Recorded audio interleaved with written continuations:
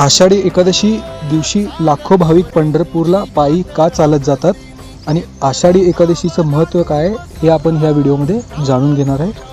आषाढी एकादशी ही 24 एकादशीमधील सगळ्यात महत्त्वाची मानली जाते आणि ही आषाढ महिन्यात येते, त्यामुळे त्याला आषाढी एकादशी असे म्हटले जाते. आषाढी एकादशीच्या दिवशी देव विष्णू योग निद्रा अवस्थेमध्ये जातात, तेही 4 महिन्यासाठी. त्यालाच चातुर्मास प्रारंभ असे म्हटले जाते. आणि त्या काळात पृथ्वीचा कारभार देवाचा देव म्हणजे महादेव सांभाळतात. देव निद्रावस्थेमध्ये जायच्या अगोदर त्यांचे दर्शन घेतले तर खूप पुण्य लागते.